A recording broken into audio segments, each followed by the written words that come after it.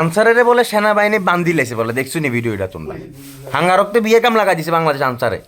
100 বছর ধরে হেগুনের কোনো মানে 100 কথা শুনিনো, আর 100 বছর হরে 100 দিন যাইতে না যাইতে হেগুনের মানে একদম রাজপথে নামে হেগুনের মানে আন্দোলন শুরু করে দিচ্ছে। এগুনের দফা বন্ধ না, আন্দোলন বন্ধ না। এগুনের পুরা দেশ এক সাইড দিয়ে ডুবি যার, দেশের মানুষজন মরি যার, দেশের মানুষজন খাইতে পারেন না। হেগুনে বলে দেশের আইন শৃঙ্খলা বাহিনী বলে, হেগুনে দেশের মানুষের উদ্ধার ন করি হেগুনে ঢাকা যা আন্দোলন করের। মানে কি একটা শক্তি কথা এগুলো চিন্তা করছো? মানে এগুলো মাথার ভিত্তি এই পরিমাণ কমন সেন্সটা নাই যে কখন একটা আন্দোলন করতে হইব, কখন একটা যুক্তি উপস্থাপন করতে হইব, কখন যুক্তিটা লই কথা বলতে হইব, আর কখন দেশের মানুষের মানে জন্য সেবায় নিয়োজিত হইতে হইব।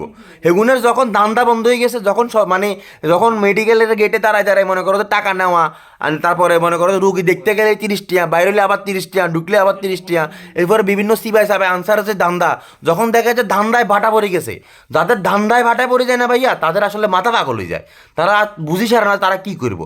তো আনসার বাহিনী যখন ধান্দা বন্ধ হয়ে গেছে, এগুলো এখন পাগল হয়ে গেছে, এগুলোর এখন সরকারিকরণ লাগবে এদের।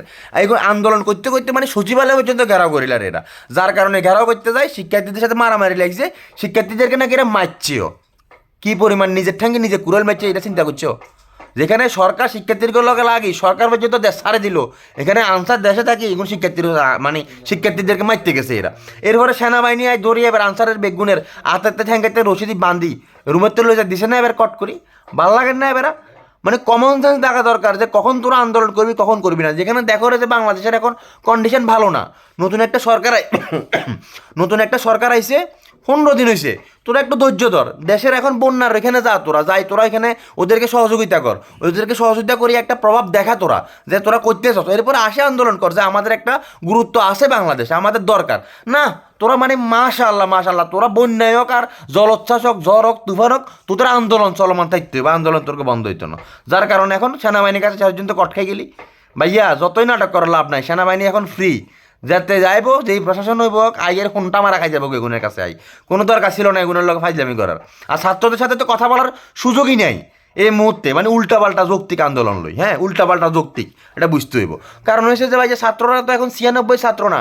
মনে করো তুমি থা পরীক্ষা দিছো, এতে বাড়ির যায় তোমার মানে দুলাভাই করতে করতে বাদ গেছো, তুমি থা পরীক্ষা দিলে তোমার লাথিক গে মারি সুন্দর হচ্ছে দুগা থাপত দিব আবার। এটা হচ্ছে এই যুগের জেনারেশন, এটা মাথায় রাখতে হইব।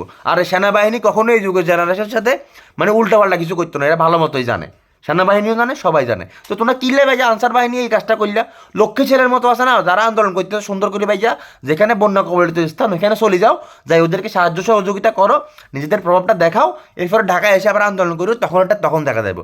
লক্ষ্মী বলার মতো উল্টাপাল্টা কিছু করবা, সুন্দর হচ্ছে বাইরে দেখবে যে সর বাগল ঠান্ডা ব্যাগ তুলে নেবে, এটা বাংলাদেশ সেনাবাহিনী। সার বলতে কিছু নাই এখানে, মাথা রাখি। এখন তারা ফুল ফ্রি, স্টুডেন্টও ফ্রি, সেনাবাহিনীও ফ্রি।